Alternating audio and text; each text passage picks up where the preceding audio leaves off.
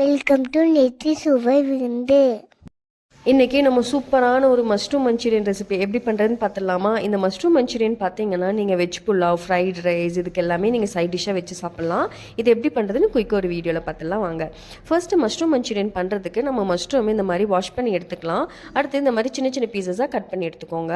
நான் இப்போ மஷ்ரூமை ஃப்ரை பண்ண போகிறேன். ஸோ அதனால் நான் வந்து கார்ன்ஃப்ளவர் மாவு, அதுக்கப்புறமா தேவையான அளவு உப்பு, அப்புறமா காரத்துக்கு ஏற்ற மாதிரி மிளகாத்தூள், அதுக்கப்புறமா வந்துட்டு பெப்பர் பவுடர், இது நாளையுமே ஆட் பண்ணிவிட்டு நான் தண்ணி மிக்ஸ் பண்ணுறதுக்கு முன்னாடியே நல்லா ஈவனாக ஸ்ப்ரெட் ஆகணுங்கிறக்காக கை வச்சு நல்லா மிக்ஸ் பண்ணி விட்டுக்கிறேன். அடுத்தது நம்ம தண்ணி கொஞ்சம் கொஞ்சமாக மிக்ஸ் பண்ணிடலாம். இந்த மாதிரி கொஞ்சம் உங்களுக்கு கெட்டியாக தான் இருக்கும், ஏன்னா கார்ன்ஃப்ளவர் மாவுங்கிறனால நீங்கள் தண்ணி ஆட் பண்ண அது சரியாயிடும். நல்லா இந்த மாதிரி கலக்கி விட்டதுக்கப்புறமா நம்ம கட் பண்ணி வச்சுருக்கோம் இல்லைங்களா மஷ்ரூம், அதை வந்து கொஞ்சம் கொஞ்சமாக ஆட் பண்ணி நல்லா எல்லா டேஸ்ட்டும் ஈவனாக ஸ்ப்ரெட் ஆகிற மாதிரி மிக்ஸ் பண்ணி விட்டுருங்க. உங்களுக்கு அந்த காரம், உப்பு, அதுக்கப்புறமா அந்த கார்ன்ஃப்ளவர் மாவு பார்த்திங்கன்னா எல்லா மஷ்ரூம்லேயுமே வந்துட்டு உங்களுக்கு நல்லா வந்து பிடிக்கிற மாதிரி மிக்ஸ் பண்ணி விட்டுருங்க. இது ஒரு 5 மினிட்ஸ் வந்துட்டு நம்ம ஊற வச்சிடலாம். நம்ம ஊற வச்சு எடுத்ததுக்கப்புறமா நம்ம கடாயில் ஆயில் ஆட் பண்ணிக்க போகிறோம். ஆயில் தேவையான அளவு ஆட் பண்ணிவிட்டு நம்ம ஆல்ரெடி ரெடி பண்ணி வச்சுருக்கோம் இல்லைங்களா மஷ்ரூம் ஃப்ரை பண்ணுறதுக்கு, அதையும் நம்ம ஆட் பண்ணிடலாம். மஷ்ரூம் பார்த்திங்கன்னா உங்களுக்கு கொஞ்சம் இந்த மாதிரி ஒட்டிக்கும் ஒன்று, அது பிரச்சனை இல்லை. உங்களுக்கு மஞ்சூரியனாக நம்ம போடுறப்போ அது நம்ம லாஸ்ட்டாக கொஞ்சம் ஆறுனதுக்கப்புறமா அதை பிரித்து எடுத்துடலாம். ஸோ இப்போ பாருங்கள் நல்லா ஃப்ரை பண்ணி எடுத்தாச்சு.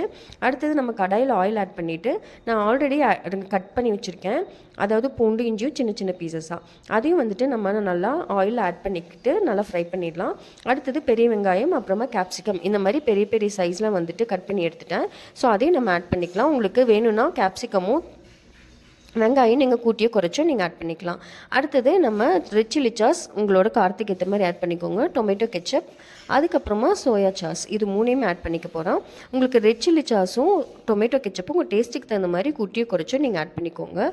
அடுத்தது நம்ம கார்ன்ஃப்ளவர் மாவு பார்த்திங்கன்னா நம்ம தண்ணியில் மிக்ஸ் பண்ணி கொஞ்சம் எடுத்து வச்சுருக்கோம், அதையும் நம்ம ஆட் பண்ணிக்க போகிறோம். இது எதுக்குன்னா அந்த கன்சிஸ்டன்சி கிடைக்குங்க.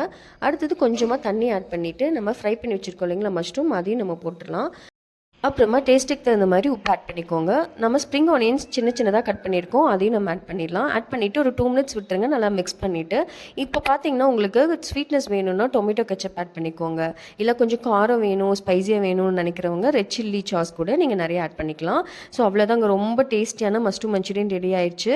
இதை நீங்கள் இதே மாதிரி செஞ்சு பார்த்துட்டு எப்படி இருந்துச்சு கமெண்ட் பண்ணுங்கள். And like our video and subscribe to Nithi Suvai Virundhu. Thank you.